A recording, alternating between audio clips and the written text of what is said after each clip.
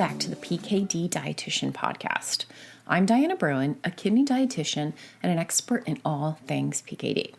Today we have a great listener question, plus some quick answers to FAQs I get around keto, PKD, labs, and what your options are to work with me.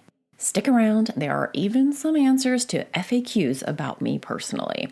It cracks me up a bit that you guys are curious about me, but hey, that's good, as I am popping into your life and earbuds every other week with each new episode. Today's listener question comes from Owen, who is out of San Francisco. He wrote in, I listened with great interest to your episode on the results from the keto AD-PKD randomized control trial. I occasionally fast, but am considering doing a longer fast, like the 3-day water fast that was done in the study. What do you think of extended fasting? Is it good for PKD? I would love to hear your thoughts and recommendations, but also if there are any additional benefits for PKD with an extended water fast. Great question, Owen. I am sure lots of folks who read about or heard about the keto AD-PKD results are thinking the same thing. First, let me clarify. The participants in the water fast group of the keto AD-PKD study were closely monitored and supervised by medical professionals. The reason a 3-day water fast was used was because it's easy to explain and to figure out. Also, it pretty much guarantees that the study participants would be in ketosis during the fasting period because of the length of time without any carbohydrates or food. Although different forms of fasting have been practiced for religious, spiritual, and even medical reasons throughout history, it's really just recently that it has become a popular and mainstream wellness trend. With PKD, there are some altered pathways and an altered energy usage in the body. In very simple terms, these pathways run at much higher rates than normal, and that combined with the different way cysts use energy are part of what drives cyst growth. One of the reasons folks fast is to downregulate these pathways, to turn them off, or to help clean out, and I have that in quotation marks, broken and malfunctioning bits in the body, and of course to get into ketosis and make ketones. Because when you go without carbs or with limited carb intake for a certain amount of time, your body naturally switches over to making ketones as an energy source. This is a very simple explanation. I have a whole bonus module, hot topic, in the PKD Nutrition Academy that really elaborates more all around fasting, what it is, and how it potentially can impact PKD. When it comes to an extended water fast, like the one done in the keto AD-PKD study, I don't see any additional benefits or perks for PKD in doing it. Any benefits you could possibly get can be achieved through other versions of fasting that aren't as long or as extreme. For example, the 16-8 fast is frequently done in the PKD community. This just means that you have a fasting period of 16 hours, so you don't eat for 16 hours, usually overnight, and an eating period or an eating window of 8 hours. Now remember, kidney health and PKD health aren't just about what you take away. It's also about what you include, what's on your plate.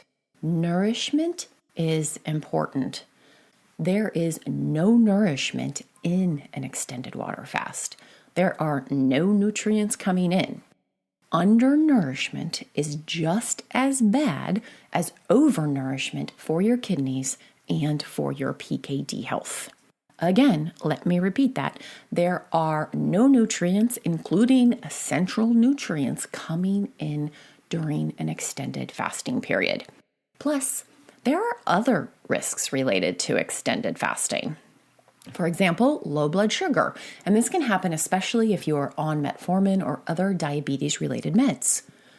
Low blood pressure can happen too, especially if you are taking blood pressure meds, which a lot of folks in the PKD community are.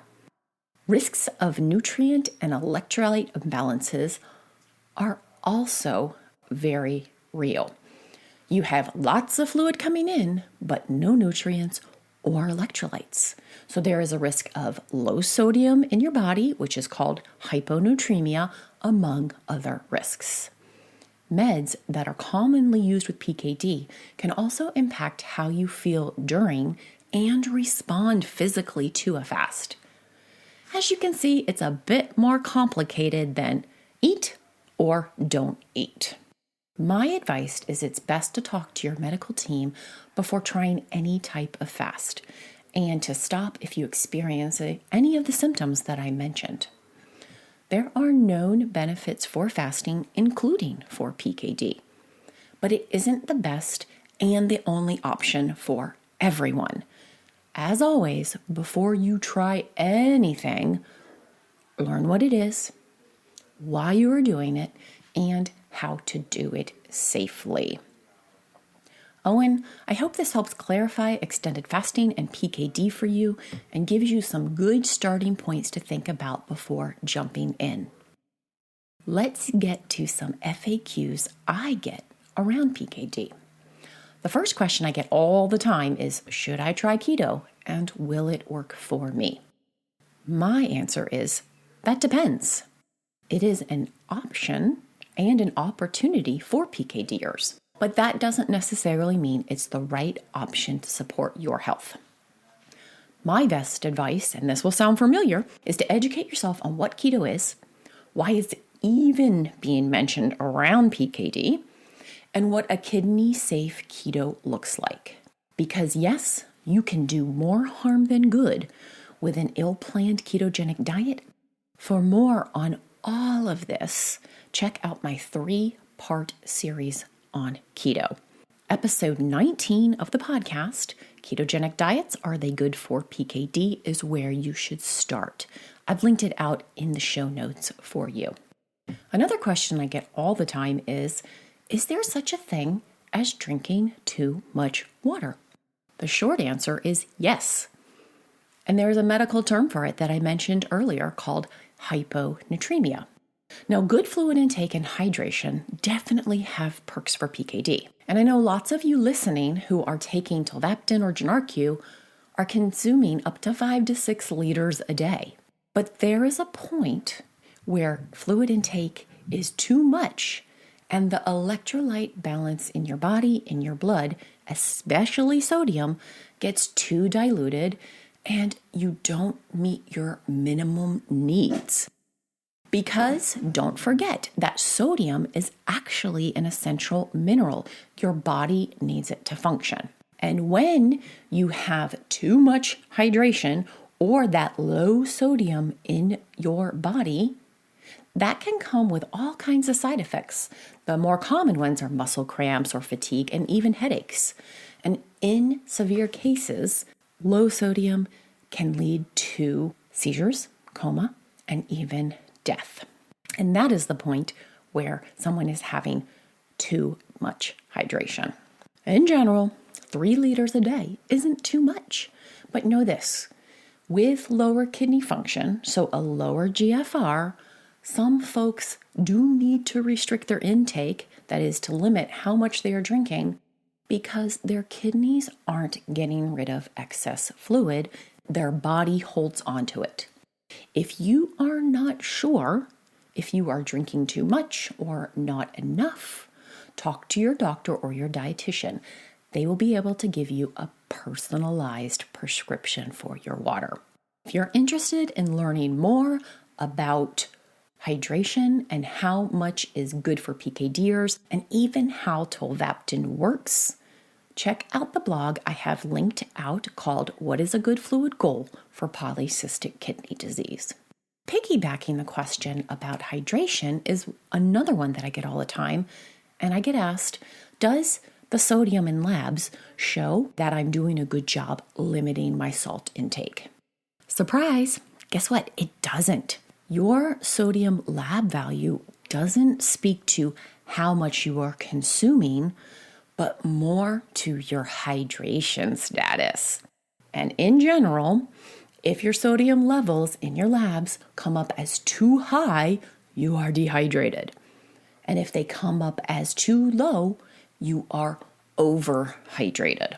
In my experience as the PKD dietitian, you guys are master hydrators.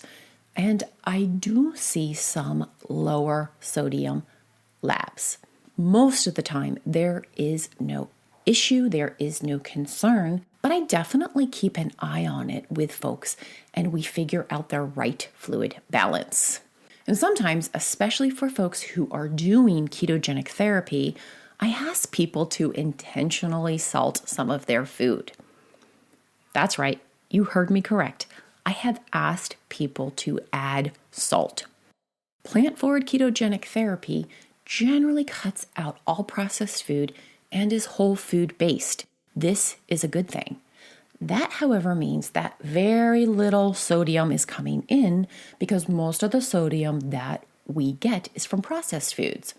So if you combine this with someone who never adds salt to anything, because that's the PKD way, there can be some problems. And mainly, I see muscle cramps and fatigue. Plus, this is when often their labs regarding sodium border on being too low. We don't go wild and crazy, but we are intentional to meet their needs because no sodium is not better than low sodium. The next question I often get is, my kidney function is good. Do I or should I change anything? And my answer is yes, absolutely yes. What you do now and the lifestyle habits you put into place will impact you for the rest of your life. And they will also impact your PKD progression too. We know that cysts are causing damage and inflammation way before the kidney labs show up as abnormal. So the sooner that you start positive nutrition changes that have perks for PKD, the better. Think of it this way. All those positive changes will compound over time and have a big impact. That's why every positive change or perk for PKD matters. And that's also why you hear me saying you don't have to do all of the things all at once. PKD is slow growing. We know this. It sucks, but at the same time, this gives you the opportunity to make small positive changes and to make those changes become a habit in your day-to-day life. So just think of how powerful that habit is after you have been consistently doing it for 30, 40, and even 50 years. This brings us to some frequently asked questions I get about how to work with me. Often people ask if I accept insurance, and I don't. I do not work with insurance. However, I do accept health saving account payments and FSAs, and can also provide folks with what's called a super bill to try and get reimbursed with their insurance. I also get the question of, what are my options? How can I work with you? And there's several different ways to work with me. I have some do-it-yourself, I have a group program, and I also have some one-on-one work with me. So let me tell you a little bit about each of those. The PKD Nutrition Academy is my learn and do on your own in your own time. It's a great 8-week program where you will come in and learn about your nutrition opportunities, your pillars of PKD, and also how to reduce or remove any stressors. So you get some education, you get action, and tons of guides. You can start that any day. I also have the PKD Nutrition Program, which I offer several times a year. It's a hybrid where you get the PKD Nutrition Academy and then also a bunch of sessions with me to work on it personally, to give you your roadmap, and also the guidance and support to make the changes and understand them. Looking at one-to-one options, this is generally work with me over a 90-day period. I offer the PKD Health Pro, which is a great program where we meet weekly. We outline your best opportunities with PKD and we get to work putting them in place. And then I also have the PKD keto program, which is also 90 days. And this one walks you through understanding keto, getting started, and also finding your best ketogenic life. And of course, in all these one-to-ones, we are digging into your labs. We are looking at your supplements. We are doing everything to support slower progression, your kidney health, and to prevent complications. Now, I am thinking about turning my Keto Pro into a small group program, focusing on folks who do have a little bit lower kidney function. If that's something that would benefit you and you are interested in, let me know. Because like I said, I haven't completely committed to that yet. So the last portion today is some frequently asked questions I get about myself personally. Often I get asked, do you have PKD? I do not. And no one in my family does have it. So usually following that, people will ask me, well, how did you get interested in PKD? I have been a kidney dietitian for quite a few years and a registered dietitian for well over 15 years. A long time, folks. And I have always been on the end of let's put proactive nutrition in place. And then I got interested in the PKD community through working with Thomas Wimes in developing a safe plant-forward ketogenic therapy for PKD. And the more that I got to know the PKD community and the more that I dug into everything we know about nutrition and outcomes and saw how it wasn't being shared or supported for PKDers like yourself, the more I became a little bit heated and also decided that I wanted to be the person who spoke to this, who shared it, and helped support you in being healthier.